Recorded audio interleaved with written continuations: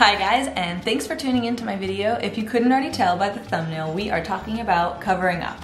And not just covering up acne, which I will be sharing some of my tips, tricks, tools, and products that I use to do so. But we're also going to be talking about covering up and why it is that we tend to wear a mask and hide the things that we are most insecure about.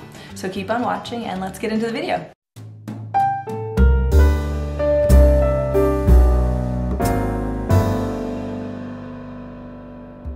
So now that you're nice and zoomed in, I'm gonna start with primer.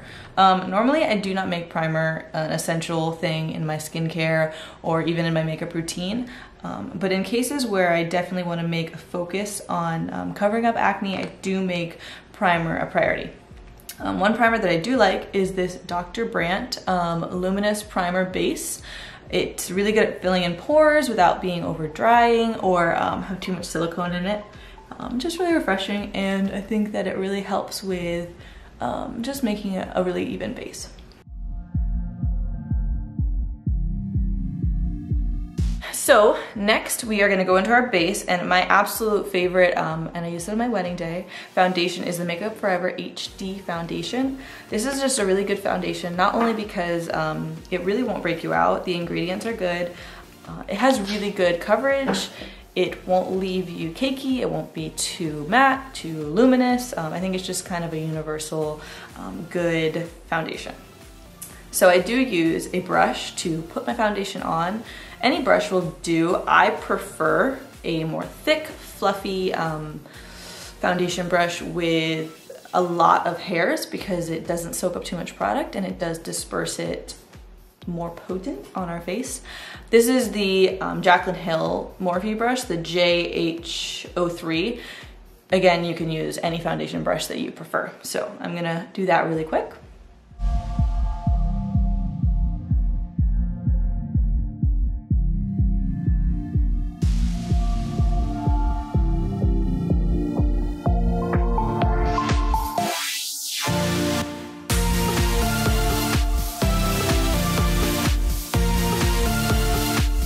Now that our base is on, you can see that the complexion is just a little bit more even, and you definitely can still see my acne scars. They are coming through nice and pretty, but the moral of wanting a good foundation is just to get a good base, to get it very even, no red spots, no dark spots, just to get a nice even, clean complexion. My neck is real pale because I'm just really pale right now. And I live in an island, but I do not go out in the sun very often. So the next thing that we do use is a concealer. I think a really good, heavy, full coverage concealer is the way to go when covering up acne. You want a thinner base and a full coverage concealer. One that I absolutely love is the Born This Way Multi-Use Sculpting Concealer. The reason that I love this concealer is because it isn't super cakey, it's not drying, it doesn't sink into your fine lines and just leave very thick marks on your face. It is just really creamy and it blends really well into the complexion. I happen to use a concealer that is the exact same color as my foundation because I use it to cover up my acne. I know a lot of people will use it to brighten up their eyes or to contour with, but for me, covering up my acne is priority. So when covering up my acne, I definitely use different tools than maybe most. A lot of people will use a beauty blender, a lot of people will just use their concealer brush or even their fingers. But for me, I think to get the most use out of your concealer is to use a brush like so. This happens to be a eyeshadow like crease blending brush. This is the Colourpop one. I think this was before they started naming them, but it's their large fluffy brush. This happens to be dirty, so I'm going to use one very similar. What I do is I disperse a little bit of the concealer on the back of my hand. This is one dip into the concealer and I put it on the back of my hand and I take the littlest amount and I just start kind of tapping it onto the parts of my face that just need a little bit more coverage.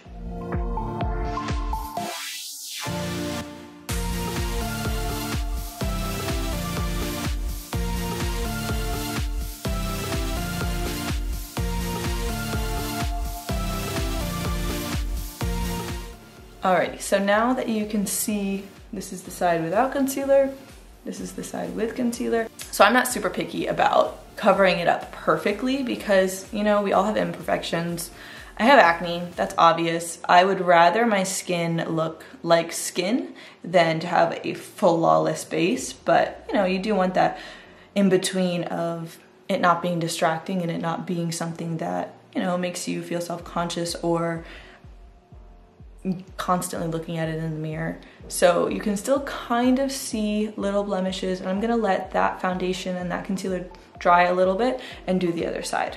So now that we have the majority of any blemishes and scars covered and concealed, I just want to explain more or less the technique of how to use a fluffy eyeshadow brush. I don't really have a whole lot of makeup on my forehead, and the reason for that is that I don't really have any blemishes on my forehead. So you want to keep as much product away from the parts of your face that are clear and are nice, so that it's not a thick base all around. You just want to put what's needed on the places that needs it. So the good part of using a brush like this is it not only applies it very concentrated to the area that you need it, but because it is a fluffy brush, you kind of can just go to that specific place and just blend out the edges, so you're not left with a ring of discolor around any blemishes. Now, I definitely keep a lot of my makeup away from my eyes, and the reason for that is I have pretty fine, deep lines under my eyes, and I don't want a lot of product there, because the more product you put in places that you have lines, such as smile lines or under eye lines or even, you know, forehead lines, it's gonna collect. So you want to make sure that those places are not only hydrated, but you want to make sure that there's not so much foundation, so much concealer, and so much powder. Now, I have not dipped back into the concealer at all. It is still just that little bit that I showed you. I'm going to use the rest of that for underneath my eyes. Again, I do not use a lot, so this tiny little bit left on my hand is more than enough. So I'm gonna still use this same brush, and I'm going to dip in just the slightest tiny bit, and I am only going to put the concealer where I have a bit of dark circles underneath my eyes.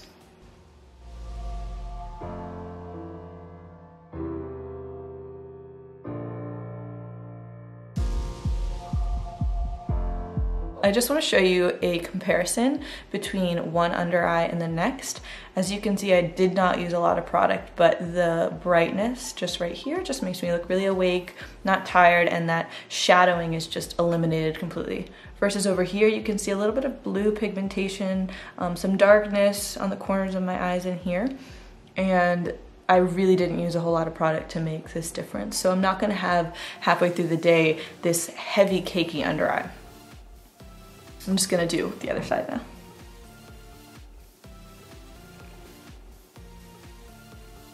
All right, so now that both eyes are concealed, our acne is concealed, what I personally do like to do, because our concealer does have time now to dry, it's not gonna move around, I definitely evaluate maybe the more obvious blemishes to just make sure they're concealed, and if I have to, I will put a slight layer on top of that just to lock in any color or discoloration or acne that is popping through. So I will do that. I don't think that there's anything too bad, and the brush is basically dry at this point, so I'm just kind of taking what is left to just add a little bit more pigmentation on top. And again, I'm not too finicky about getting it to look perfect. I don't have perfect skin. I'm not gonna pretend like I do. And it's just so much that I have a concealed base. So we look like we have a clean and a nice base going on.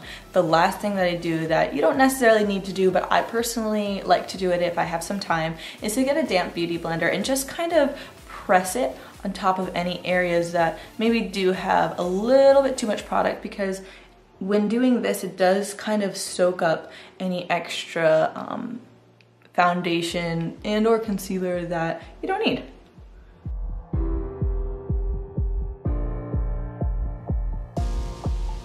So the last step into a nice concealed base is making sure that none of that concealer goes anywhere. And with that, you have got to use powder. I happen to have very dry skin, so a lot of people think I have dry skin, got a scratch, can't do powder, but personally I feel like you need powder to set your face.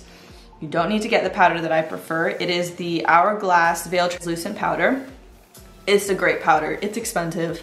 There are so many great loose powders on the market, drugstore, high-end, whatever it is. I think just maybe test some and see what works for you, because it does depend on your skin type. I have very dry skin, so for me, this powder, one, lasts forever because I use such a small amount, but two, it's not overly cakey, it's not overly powdery, it's not gonna make my face look dehydrated or settle into my fine lines, because I use a small amount and it's just a really good powder. I use a fluffy blending brush. Again, this is from the Jaclyn Hill and Morphe collection. It's the JH07, and I like this because it's really fluffy and small.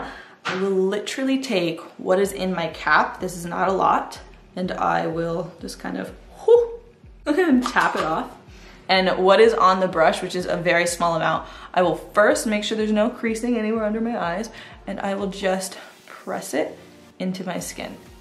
This is such a small amount of powder, but again, I personally don't love the idea of baking. I find that it leaves you just with too much product on your face, and it doesn't give you a very skin-like finish. Again, preference, but I personally think that it just makes you just look so natural when you use a little amount of powder. All right, and so for the acne part and how to set that, I go back to our tiny little brush. I go into the little top part and I tap it off. And I'm just gonna go over the obvious breakouts, and I'm just gonna tap it on top, because again, I don't want an overly powdery finish. I just want it to lock in what I've done. So I'm just kind of pressing it. I'm gonna press it into my nice little smile lines, make sure that doesn't crease. Around my nose.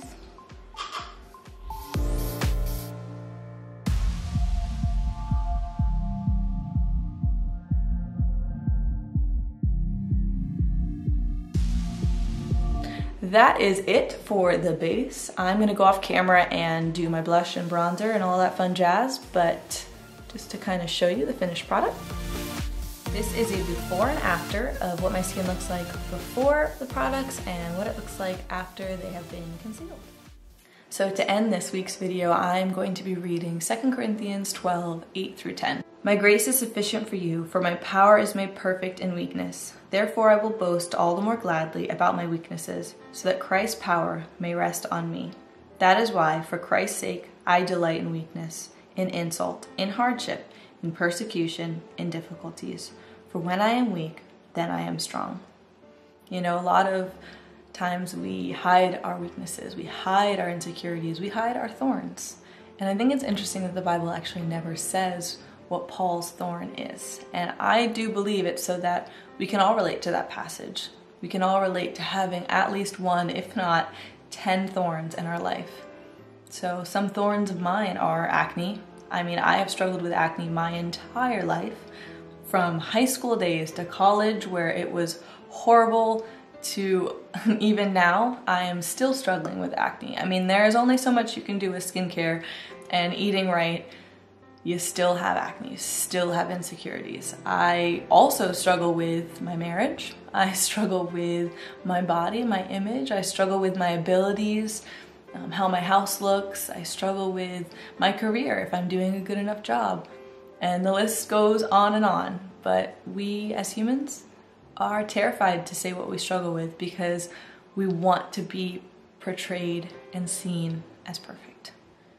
We don't want to show our flaws, we don't want to show our weaknesses, because we're terrified. We're terrified that people won't accept us, that they won't love us, that they won't even care, that they will think our problems are silly, or they'll think our problems are stupid. When God actually says, my grace is sufficient for you. And I absolutely love that verse in that passage, because the word sufficient is just such a comforting word. Why? Because it basically means enough. It means I am enough for you. And no matter what it is you're going through, no matter what it is that you're struggling with, I'm walking by your side. I'm going through it with you. And I think if more of us were transparent, we would be able to help so many people, because odds are there's somebody else going through what you're going through. And I definitely think if more people were transparent about what they were struggling with, non-Christians and Christians, they could probably get the help they need. And I definitely believe that God's grace is sufficient. I do believe that in every circumstance, whether it be as small as acne or insecurities of appearance, or as personal and deep and tragic as losing a loved one, I believe that God's grace is sufficient. So don't be afraid to be honest. Don't be afraid to be transparent. Don't be afraid to take off your mask, because you're gonna either get the help you need or you're gonna be the biggest help to somebody else that's struggling with the exact same thing. So thank you for watching this week's video, and I hope that I will see you in the next one.